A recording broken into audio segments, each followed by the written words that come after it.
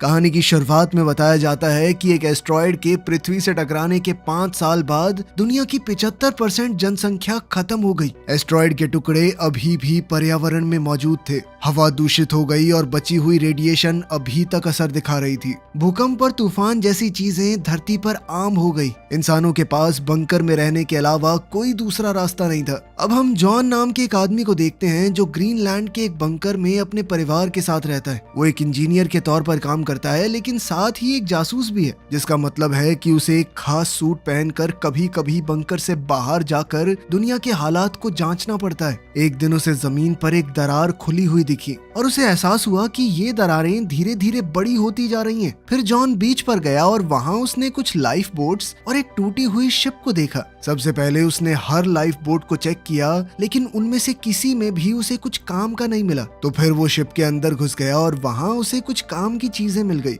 जिन्हें उसने अपने पास रख लिया। अंदर और आगे जाकर उसे बहुत सारी लाशें दिखी। चीजें ढूंढते हुए जॉन को एक नोटबुक भी मिली, जिसमें एक खूबसूरत फूल रखा हुआ था। जॉन ने उस नोटबुक को भी अपने पास रख लिया। उसी वक्त बंकर से उसे रेडियो पर एक चेतावनी मिली कि एक बहुत ही खतरनाक तूफान आ रहा है। जॉन ने पूरी ताकत से दौड़ना शुरू कर दिया, क्योंकि तूफान बहुत तेज रफ्तार से उसके पीछे आने लगा था। खुशकिस्मती से जॉन गेट के ऊपर से कूदकर सही टाइम पर बंकर के अंदर घुस गया और तूफान के अंदर आने से पहले ही उसने गेट को बंद कर दिया। खुद को बचाने के बाद जॉन सदमे में बैठ गया। वो सोचने लगा कि मौत के कितना करीब था। इसके बाद जॉन ने अपने थेरेपिस्ट से मिलने का फैसला किया और दुनिया की अजीब हालत के बारे में बातें करने लगा। थेरेपिस्ट ने कहा कि सबकी यही हालत है, लोग बस दिखा रहे हैं कि सब कुछ ठीक है। इसीलिए उसने जॉन से कहा कि चिंता क्यों कर रहे हो, तुम्हारे हाथ में कुछ है। अपने परिवार के साथ ज्यादा से ज्यादा समय बिताओ, खुलकर जियो। इसी बीच जॉन की पत्नी एलिसन दूसरे बंकर में बैठी लीडर्स के साथ मीटिंग कर रही थी, जहां सब लोग बातचीत कर रहे थे कि खाने पीने की चीजें खत्म होने लगी हैं। तभी एलिसन को एक मैसेज मिला जिसमें लिखा था कि जॉन सही सलामत वापस आ चुका है। उसी मीटिंग में डॉक्टर अमीना ने साइंटिस्टों से मिली जानकारी दी, जो उसे दूसरे बंकर्स से मिली थी। वो एस्ट्रॉयड से बने हुए खड्डों के बारे में थी। इन खड्डों का साइज और गहराई उन्हें तूफान से बचाएगी और मुमकिन है कि जहरीली हवा भी उनका कुछ खास नहीं बिगाड़ेगी। इसीलिए वो जगह रहने के लिए बढ़िया हो सकती है। लेकिन एडम ने याद दिलाया कि ये गड्ढे तो फ्रांस में हैं और पूरे यूरोप में लड़ाई चल रही है। तभी अचानक एक भूकंप आया और पूरा बंकर हिलने लगा। लेकिन सब लोग सिर्फ इंतजार कर रहे थे कि भूकंप कब रुकेगा और फिर अपने काम में लग गए, मानो ये बिल्कुल आम बात हो।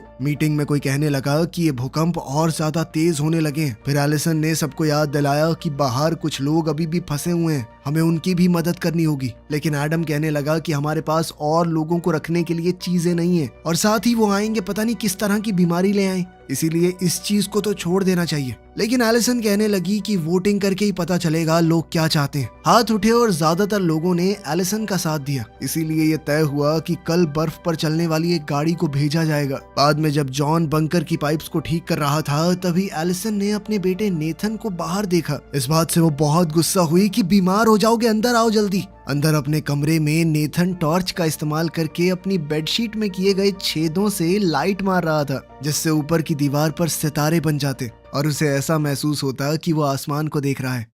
अगले दिन जॉन ने बंकर की दीवारों पर कुछ दरारें देखी। इसी बीच बंकर से भेजी हुई एक गाड़ी बाहर गई और कुछ लाचार लोगों को बचाकर वापस आने लगी। आते वक्त टीम ने बंकर में कॉल किया और दूसरे राउंड के लिए परमिशन मांगी, क्योंकि जगह कम होने की वजह से वो कुछ लोगों को पीछे छोड़ आए थे। लेकिन एडम ने तुरंत मना कर दिया, ये याद दिलाते हुए कि हमारे पास इतनी जगह और खाना कहाँ है यार, लोग इकट्ठा करे जा रहे हो। उसी वक्त एक और भूकंप आया और उसका गाड़ी से संपर्क टूट गया। बंकर पहले से भी ज्यादा जोर से हिलने लगा, जिससे लोग और सामान दोनों गिरने लगे और तभी अचानक छत के कई हिस्से बुरी तरह टूट गए, जिससे कई लोग फंस गए और उन्हें गंभीर चोटें भी लगी। कुछ पत्थर जॉन के सर पर आ गिरे और धूल की वजह से कई दिन से चल रही उसकी खांसी और बढ़ गई। लेकिन उसके एक दोस्त ने उसे वहां से निकलने में मदद की। तभी सारे अलार्म बज गए और बंकर फिर से हिलने लगा। थोड़ी दूर से एक धमाके की आवाज आई। जॉन ऑफिस की तरफ दौड़ा ताकि एलिसन को बचा सके। एलिसन को काफी चोट आई थी। जॉन ने जल्दी से उसे खड़ा किया और दोनों अपने बेटे को ढूंढने निकल पड़े। दोनों ने नेथन को उसके कमरे में मास्क पहने हुए पाया, लेकिन फिर भी उसे सांस लेने में दिक्कत हो रही थी।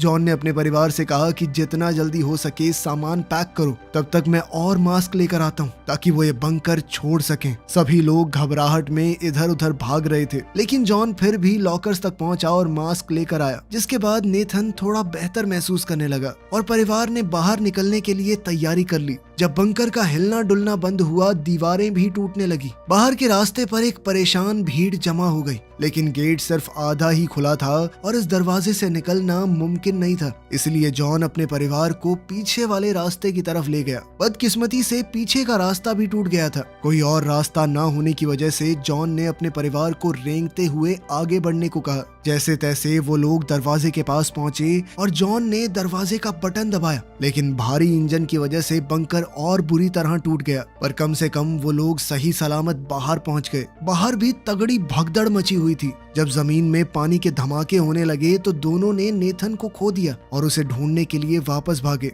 उन्होंने देखा कि नेथन अमीना की मदद कर रहा था जो गिर गई थी। वो लोग अमीना को भी अपने साथ ले गए और बीच की तरफ भागने लगे। यहाँ बचे हुए लोग बोट्स पर चढ़कर अपनी जान बचाने की कोशिश कर रहे थे। इतने ज्यादा लोग इकट्ठा हो गए कि एक बोट तो पलट ही गई, जिसके बाद वो सभी लोग पानी में जा गिरे। कुछ बेचैन और मजबूर लोग इस मौके का फायदा उठाकर एडम का मास्क छीनने की कोशिश करने लगे, इसलिए एलिसन और जॉन उसे बचाने के लिए दौड़े। पर फिर एक आदमी ने जॉन पर झपटकर उसका मास्क छीन लिया, लेकिन फिर भी किसी तरह वो और एलिसन एडम को खींचकर किनारे तक ले आए। अब सिर्फ एक ही बोट बची थी तो जॉन अपने परिवार और कुछ लोगों को जल्दी से उस पर चढ़ने का रास्ता दिखाने लगा। एलिसन ने चाहा कि जितने ज्यादा लोगों को वो बचा सकें उतनों को बचा लें, लेकिन कैप्टन बोल पड़ा कि ज्यादा वजन हो जाएगा, बोट डूब जाएगी। इसलिए मजबूरी में लोगों के मुंह पर ही दरवाजा बंद करना पड़ा। बाहर खड़े लोग बोट से चिपक गए जब तक बोट चल नहीं पड़ी। उसी पल एक बहुत बड़ी लहर सामने आई और बीच से टकराकर उन लोगों को अपने साथ ही ले गई। जॉन की बोट भी उस लहर में जोर से इधर उधर उछली,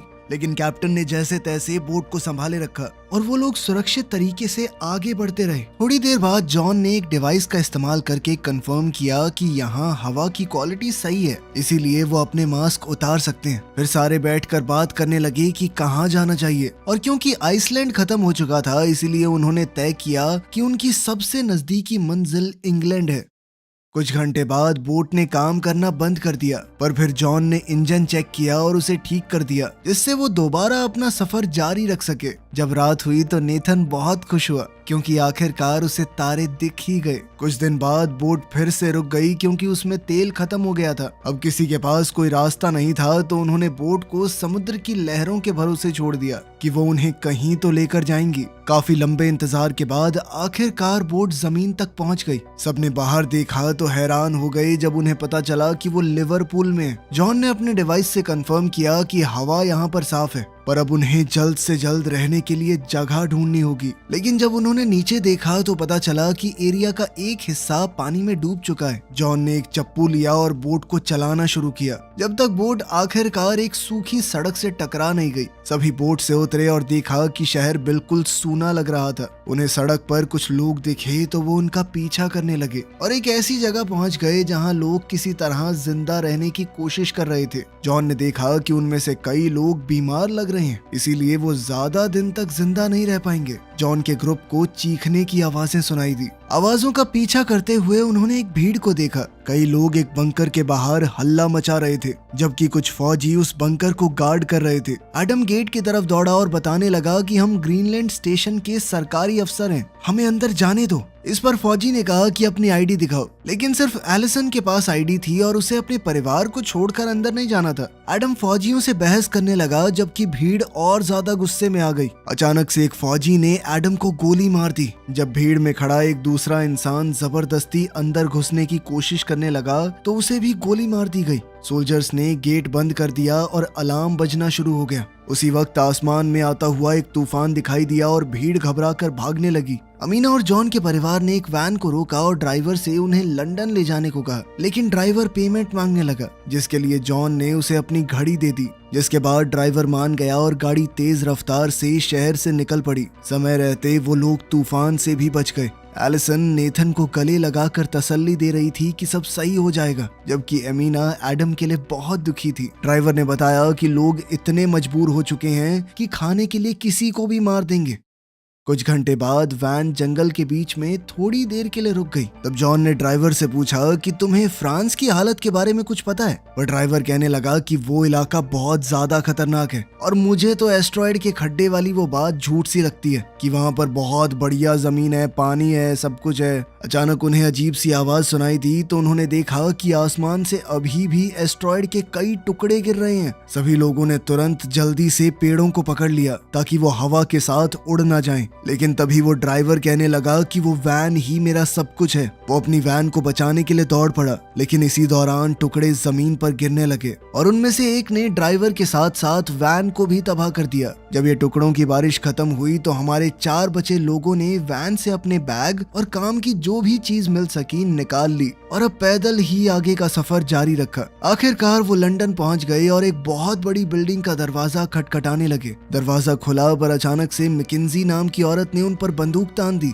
लेकिन इत्तेफाक से ये लोग मैकेंजी के पुराने दोस्त थे। उसने तुरंत बंदूक नीचे कर ली और उन्हें अंदर आने दिया। फिर उसने उन्हें बिल्डिंग के अंदर घुमाया और बताया कि ये बिल्डिंग एक रिटायरमेंट होम है, इसीलिए यहाँ रहने वाले सारे लोग बुजुर्ग हैं। मैकेंजी ने बताया कि मैंने पूरी बिल्डिंग को सील कर दिया है और कुछ सोलर पैनल्स की मदद से जनरेटर चल रहा है, वो हवा को साफ करता रहता है। सबने खाना पीना खाया और खूब बातें करने लगे। जॉन ने अब मैकेंजी से फ्रांस के उन गहरे गड्ढों के बारे में पूछा। मैकेंजी ने कहा कि मैंने अफवाहें तो सुनी है, लेकिन मैं नहीं जानती वो सच है या नहीं। बाद में एलिसन सोने की कोशिश कर रही थी, लेकिन सोए कैसे? जॉन बाथरूम में बार बार खांस रहा था। जब उसने सिंक में देखा तो उसे खून दिखाई दिया। जॉन ने टालने की बहुत कोशिश की, लेकिन एलिसन ने कहा कि सच बताओ प्लीज। इसलिए जॉन ने आखिरकार अपना राज खोला। वो कहने लगा कि बंकर में एक डॉक्टर ने बताया था मुझे कि जब खून आने लगे तो सिर्फ 6 से 8 हफ्ते बचे हैं जीने के। ये सुनकर एलिसन पूरी तरह टूट गई। वो कहने लगी कि हम लोग यहीं रुक जाते हैं 2 महीने, तुम अपने आखिरी दिन आराम से बिता लो। लेकिन जॉन ने कहा कि मैं यहाँ नहीं मरने वाला, मैं तुम्हें और हमारे बेटे को सही सलामत फ्रांस तक लेके जाऊंगा। वहीं तुम्हारे लिए एक नया घर ढूंढने के बाद शांति से मर पाऊंगा मैं। अगले दिन मैकेंजी ने उन्हें रिटायरमेंट होम में खड़ी एक पुरानी गाड़ी सौंप दी ताकि वो लोग सुरक्षित अपनी जगह तक पहुंच पाएं। उसने जॉन के हाथों में एक बंदूक भी थमा दी ताकि वो अपनी और अपने परिवार की सुरक्षा कर सके। मैकेंजी ने उन्हें आखिरी बार गले लगाया और फिर चारों वहां से रवाना हो गए। कुछ घंटे बाद जब वो शहर के किनारे से गुजर रहे थे तो जॉन ने देखा कि नेथन उदास लग रहा है और वो आपस में बातचीत करते हुए कोई गेम खेलने लगे। पर तभी अचानक एक गोली खिड़की को तोड़ते हुए सीधा अमीना को जा लगी, जिसकी मौके पर ही मौत हो गई। झाड़ियों में छुपे कुछ आदमी उन पर लगातार गोलियां चलाते रहे, लेकिन उन्होंने इंजन को निशाना नहीं बनाया क्योंकि उनका मकसद कार को चुराना था। जॉन ने तुरंत गाड़ी के पीछे पोजीशन ले ली और जवाब में गोलियां चलाना शुरू कर दिया। जैसे जैसे लुटेरे पास आते गए जॉन ने उन्हें एक एक करके मार गिराया। अब सिर्फ एक आदमी बचा था, लेकिन जॉन की गोलियां खत्म हो गई। मगर एलिसन के पास दूसरी बंदूक थी और उसने आखिरी आदमी को गोली मार दी, इससे पहले कि वो उन्हें कुछ नुकसान पहुंचाता। एक दूसरे को तसल्ली देने के बाद उन्होंने मिलकर एक गड्ढा खोदा और एमिना को दफना दिया। जॉन अपनी दोस्त को अलविदा कहते हुए एक प्रार्थना करने लगा, जिसे नेथन ने बड़े गौर से सुना।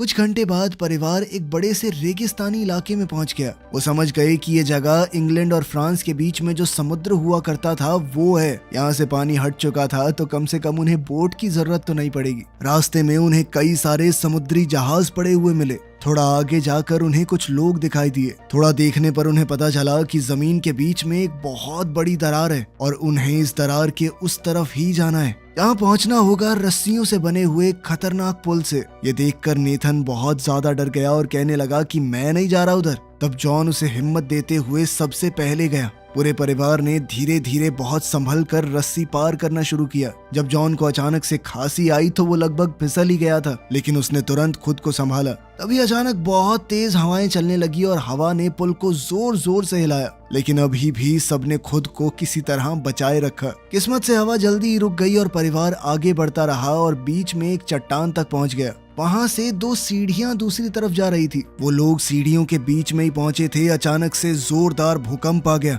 किस्मत से तीनों में से कोई नहीं गिरा। वो तीनों आगे बढ़ने लगे ही थे कि तभी अचानक से दूसरा भूकंप आया। इस बार दोनों तरफ की चट्टानें टूटने लगी जल्द ही रस्सियों से बना हुआ वो पुल भी टूट गया। कई सारे लोग खाई में नीचे गिर के मर गए। दूसरी सीढ़ी पर मौजूद एक आदमी ये देखकर डर गया और उसने जल्दी से दूसरी तरफ पहुंचने के लिए अपने आगे लगे हुए आदमी को धक्का देकर खाई में गिरा दिया, लेकिन फिर वो सीढ़ी पूरी फिसलने लगी। इसीलिए वो आदमी छलांग मार के नेथन के ऊपर कूद गया। इसी के साथ दूसरी सीढ़ी नीचे खाई में गिर गई। परिवार ने नेथन को पकड़ के रखा जबकि वो आदमी फिसल कर अपनी मौत की तरफ चला गया। नेथन को उसके माँ बाप ने वापस ऊपर चढ़ने में मदद की और फिर किसी तरह सीढ़ी को पार कर लिया। अब उनके पास पैदल चलने के अलावा कोई चारा तो था नहीं, लेकिन चाहे वो जितना भी चलते जाएं, सिर्फ एक वीरान जमीन ही नजर आती थी। तभी अचानक से उन्हें गोली चलने की आवाज सुनाई दी और उन्होंने डेनिस नाम के एक आदमी को उन पर बंदूक ताने हुए देखा, लेकिन उसने बंदूक को नीचे कर लिया जब उसे एहसास हुआ कि ये लोग लुटेरे नहीं हैं। वो उन्हें सीधा अपने घर ले गया। कुछ ही देर में जॉन और उसका परिवार फ्रांस पहुंच गया।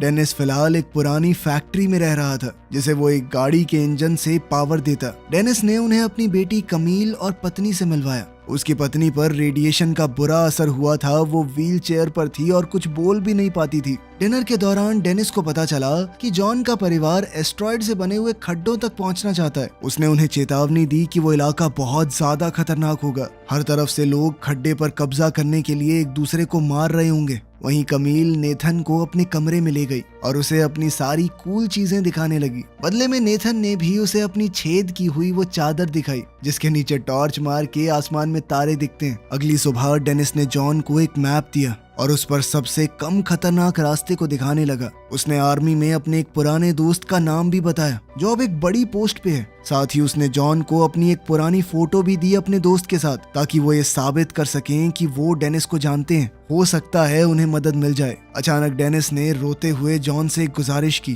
क्या तुम लोग कमील को भी अपने साथ ले जा सकते हो? वो खुद अपनी बेटी को उस खड्डे तक ले जाना चाहता है, लेकिन उसे यहीं रहकर अपनी पत्नी का ख्याल रखना होगा। जॉन थोड़ा हिचकिचाया, लेकिन एलिसन तुरंत मान गई। इसके बाद कमील अपने माँ बाप को अलविदा कहते हुए जॉन के परिवार के साथ डेनिस की वैन में बैठकर निकल पड़ी। कुछ घंटे गाड़ी चलाने के बाद एलिसन ने नोटिस किया कि बच्चों का मूड खराब है, इसीलिए उन्होंने ब्रेक लेकर रुकने का फैसला किया। फिर जॉन ने बच्चों को एक गेम खिलाई जिससे मूड थोड़ा बेहतर हुआ। तभी अचानक उन्हें सड़क पर कुछ गाड़ियां दिखाई दी और कई फौजियों ने उन्हें घेर लिया। कमील ने अपने पिता के जनरल दोस्त का नाम लिया और फौजियों को मना लिया कि वो उन्हें एरिया क्रॉस करने में मदद करें। रात तक वो लोग एक लड़ाई के मैदान में पहुंच गए जहां आर्मी कुछ लोगों से लड़ रही थी। एक फौजी उन्हें पीछे से ले गया ताकि वो बिना किसी की नजर में आए जंगल से गुजर सकें। जब उनके पास एक धमाका हुआ तो उन्हें रुकना पड़ा, लेकिन जल्द ही उन्होंने दोबारा चलना शुरू किया और फिर कुछ तारों को पार करके और ज्यादा खतरनाक एरिया में पहुंच गए। अब उन्हें गोलियों और धमाकों से बचने के लिए जितनी तेज हो सके उतनी तेज दौड़ना पड़ा। हर तरफ लोग मर रहे थे और तभी परिवार ने एक आदमी को आग की लपेट में देखा। फिर उनके साथ वाले फौजी ने बंकर में कॉल करके बताया कि मेरे साथ सिविलियन है, और कुछ दूसरे फौजियों ने उन्हें आगे बढ़ते रहने को कहा। जितना हो सकता था वो उन्हें कवर देते रहे। वो सब आगे बढ़ते हुए जंग के लिए तैयार की गई एक सुरंग तक पहुंच गए, जहां जॉन बुरी तरह खांसने लगा और लगभग गिर पड़ा। सुरंग के अंदर से गुजरते हुए उन्हें कई लाशें मिली। आखिर में वो एक सीढ़ी तक पहुंचे और उनके साथ आए हुए फौजी ने उन्हें जंगल में भेज दिया, ये कहकर कि बस सीधे चलते रहना जब तक कैंप न मिल जाए। सुबह होने पर वो आखिरकार मिलिट्री कैंप तक पहुंच ही गए। कमील ने कुछ पहाड़ों की तरफ इशारा किया जो पहले वहां नहीं थे, और जॉन ने हिसाब लगाया कि वो अपनी मंजिल के बहुत करीब आ चुके हैं। जब उन्होंने डेनिस के दोस्त के बारे में एक फौजी से पूछा तो पता चला कि वो तो मर चुका है और अब ये वाले फौजी उनकी मदद करने में इंटरेस्टेड नहीं है। इसलिए जॉन ने उन्हें बताया कि मेरे पास कुछ ही दिन बचे हैं भाई, मैं बस अपने परिवार को बचाना चाहता हूँ। एक आदमी ने उन पर तरस खाया और उन्हें अपनी बस में जगह दे दी। जॉन का परिवार और कुछ और लोग बस में बैठ गए जो उन्हें उनकी मंजिल तक ले जाएगी, लेकिन रास्ते में ही एक धमाका होने की वजह से सफर रुक गया। अचानक बस को कुछ लुटेरों ने घेर लिया। इसके लिए एक फौजी बाहर निकलकर लड़ने लगा, लेकिन लुटेरों ने उसे तुरंत गोली मार दी। फिर एक बदमाश ने ड्राइवर को भी मार दिया और सभी को बस से उतरने पर मजबूर किया। जॉन ने अपने परिवार को तो बाहर भेज दिया, लेकिन खुद पीछे ही रुक गया ताकि उस लुटेरे पर झपट सके। आवाज सुनते ही बाहर जब एक दूसरे लुटेरे ने अंदर जाने की कोशिश की तो पैसेंजर्स में से एक ने उसके सर पर पत्थर दे मारा। तभी बस के अंदर से 2 गोलियां चलने की आवाज आई। जॉन अपने हाथ में बंदूक लिए बाहर निकला और सब लोग खुश हो गए, लेकिन जॉन को भी गोली लग चुकी थी। सब लोग बस में बैठ गए। नेथन ने जॉन के जख्म पर दबाव बनाए रखा, जबकि एलिसन ने बस चलाई। कुछ ही देर में वो एक नए बने हुए पहाड़ की चोटी तक पहुंच गए और परिवार जॉन को संभालते हुए तब तक चलता रहा जब तक उन्हें अपनी मंजिल नहीं दिख गई। सभी अफवाहें सच निकली। एस्ट्रॉयड से बना हुआ एक खड्डा एक बेहद खूबसूरत जगह थी, जहां उपजाऊ जमीन थी, कोई प्रदूषण नहीं था। एक नई जिंदगी शुरू करने के लिए ये बेहतरीन जगह है। उसी पल जॉन गिर पड़ा और उसके परिवार ने हर तरफ से उसे घेर लिया, उसकी मौत से पहले एक आखिरी बार अलविदा कहने के लिए। जॉन की मौत पर सब लोग फूट फूट कर रोने लगे।